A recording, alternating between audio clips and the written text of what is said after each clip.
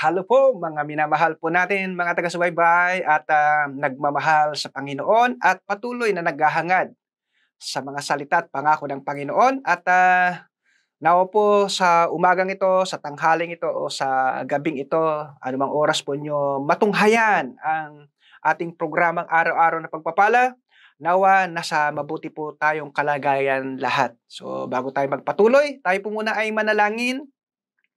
Father God, salamat po ng marami ulit sa kalayaan na kami po ay muli makapakinig at makapagniig sa inyo sa magitan po ng aming pagbubulay-bulay sa maikling sandali ng iyong mga salita, Panginoon. Para nang sa ganun, Lord, patuloy po kaming magkaroon ng tunay na kagalakan, tunay na kapayapaan, tunay na pagpapala mula sa iyo, Panginoon. Salamat po ng marami sa pangalan ni Jesus. Amen and amen. Ayan po, mga minamahal po natin, mga taga-subaybay, mga kapamilya, kapatid, at kasangga sa Panginoon. Salamat po at kumusta po ang ating paghahanda po sa nalalapit na pag-celebrate ng Kapaskuhan. Of course, di naman po natin may kakaila na kung paano po pinoportray ng mundong ito ang paano sineselebrate ang Kapaskuhan. Lalo na po sa mga panahonang ito, of course, nakikita po natin na napaka-busy po ang maraming mga individual ngayon.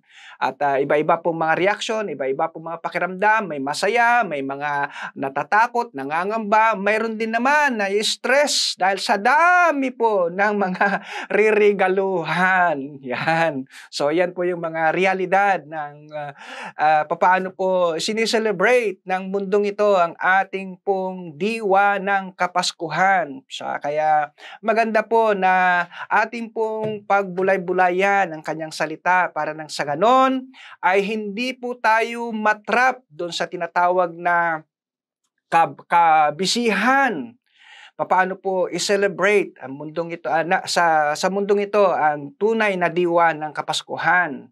So dahil nalulungkot naman po ang Panginoon na paano po natin sineselebrate ang mundong ito na ito ay sa paraan ng mundo, hindi sa kanyang mga salita. Kaya sa araw na ito, napakainam na ang ating pong pag-uusapan ay yung pong tunay na diwa ng Kapaskuhan. Of course, napakalawak po kung ating pong pag-aralan, yung pong diwa ng Kapaskuhan. Of course, pinaka-summarize po noon ay ang pagdating ng pinangako ng Diyos sa atin para ipadama sa atin ang tunay niyang pagmamahal para tayo po ay tubusin sa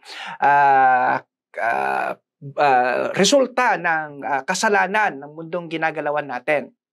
So, ang title po ng aking ibabahagi sa umagang ito, sa araw na ito, ay yung pong tinatawag na God's Great Gift Giving. Since isa po sa ginagigiliwan na ginagawa po ng maraming individual ay yung pagbibigayan ng regalo. Kumusta ate, kuya? Meron ka na bang nabalot na regalo?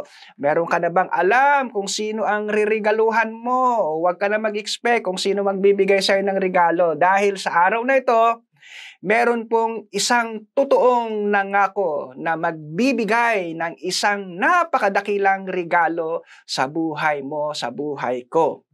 Okay? So, ayan po. At yun nga po, God's Great Gift Giving o ang napakadakilang pagbibigay regalo ng Diyos. Ayan. So, alam naman po natin na ang isa po sa diwa ng Kapaskuhan ay kung papaano po ibinigay ng Diyos Ama yung kanyang napakadakilang regalo na walang pwedeng ipantapat sa anumang yaman, anumang material na bagay sa mundong itong ginagalawan natin. Sino po yon? Ang kanyang kaisa-isang bugtong na anak. Dala ang taglay ang napakadakilang pangako sa buhay natin. Ang kanyang pangalan ay walang iba kundi ang Panginoong Hesus, Jesus Christ. At isa pang magandang pangalan na nakakonect po sa kanyang kapanganakan ay yung pong salitang Emmanuel, nang ibig sabihin kasama natin ang Diyos. So, di ba, napakagandang pangako ng Diyos sa atin na ngayong Kapaskuhan ay patuloy po natin nararanasan yung isang sinabi niya sa kanyang salita sa Luke chapter 2 verse 10 na may dalang mabuting balita ang anghel ng Diyos na nagtataglay ng napakalaking kagalakan. Nawa ngayong Kapaskuhan o sa araw-araw nating pamumuhay, ang nananaig po natin nararanasan ay yung tunay na kagalakan mula sa Panginoon. Oo, hindi naman po natin may kakaila na itong mga nakikita natin sa ating mga mata na mga material na bagay ay nakapagdudulot po ng kasiyahan sa ating mga puso. May maganda ka o bagong damit ka, may bagong kagamitan ka, may mga regalo kang natatanggap o may regalo kang naipamimigay o meron kang mga mga material na bagay na pwedeng nagdudulot sa iyo ng kasiyahan, ay tunay nga naman nagpapasaya sa atin. Kanya nga lang, lahat ng mga ito ay pansamantala lang ang naidudulot nito sa buhay natin. Kaya pansinin nyo, pag natapos na po ang season ng Kapaskuhan hanggang January 6, nag-iiba na po yung mode ng mundong ginagalaw natin. Biglang nagtatahimik, biglang nawawala na yung dating sigla sigla ng mga awitin, sigla ng mga makukulay na colors ng paligid natin, makikinang na kumukuti-kutitap na ilaw, at saka iba't ibang mga sizes ng regalo.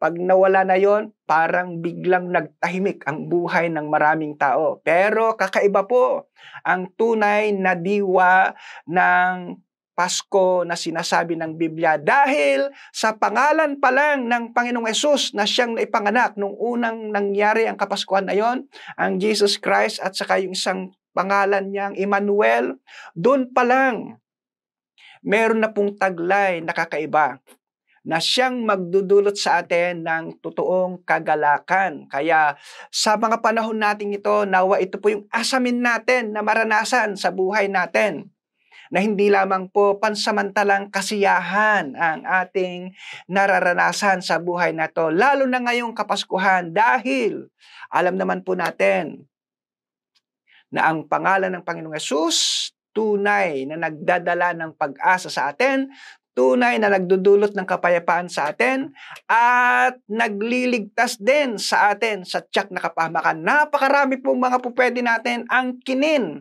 na nakakabit po sa pangalan ng Panginoong Hesus na siyang tunay na source ng tunay natin kapayapaan at kagalakan, especially po ngayong panahon ng Kapaskuhan. Nawa po, maiiwas po tayo doon sa pressure ng kung paano po ipinipresent ng mundong ito, paano celebrate ang diwa ng Pasko. Kaya sa araw na ito, nawa matanggap po natin yung totoong regalo na mula sa Panginoong Diyos Ama natin. Walang iba kundi ang Panginoong Hesus sa ating mga buhay. So kung nais niyo pong matanggap yung napakadakilang regalo na yon ng ating Panginoon, pwede po ba sumunod po kayo sa ating maikling panalangin para tanggapin po natin, paghariin po natin ang kaisa-isang bugtong niyang anak na nagtataglay ng kapangyarihan para tayo ay dulutan ng contentment, dulutan ng kapayapaan, dulutan ng kagalakan sa ating mga puso. Ano man nais mo, kailangan mo sa buhay na to, nasa pangalan at kapangyarihan ng Panginoong Hesus. Tayo po'y manalangin. Salamat, Panginoon, sa araw na ito. Nawa, O Diyos, ay patuloy po namin nararanasan ang taglay mong pangakong napakadakilang regalo sa aming mga buhay. Walang iba kundi ang pangalan ng Panginoong Hesus, ang Misaya na nagtataglay ng pangakong kaligtasan ng aming mga buhay sa tiyak na kapahamakan. At the same time, Lord, para dulutan kami ng kakaibang kagalakan, lalo na ngayong napakabising kapanahunan. Ngayon, Lord, kung wala pa po kaming tunay na pagkakilala sa iyo, wala pa po kaming tunay na pakikipag-ugnayan sa iyo, tinitake po namin ang pagkakataong ito para paghariin ka sa aming mga buhay. Pwede po ba sumunod kayo sa maikling panalangin ito? Panginoong Hesus, salamat po sa napakadakilang regalo mo na inaalok sa akin. Regalo ng buhay na walang hanggan, regalo ng kaligtasan, regalo ng kapatawaran sa lahat ng aking mga nagawang kasalanan. Panginoong Hesus, maghari ka sa aking buhay. At mula sa araw na ito, Ikaw na ang Panginoon at tagapagligtas ng aking buhay. Salamat po sa napakadakilang regalo na tinanggap ko mula sa iyo. Salamat po, Ama, sa pangalan ni Jesus. Amen and amen. Salamat po mga ka-AAP. Nawa po patuloy po natin ma-enjoy tunay na diwa ng Kapaskuhan. Salamat po and God bless. Bye-bye.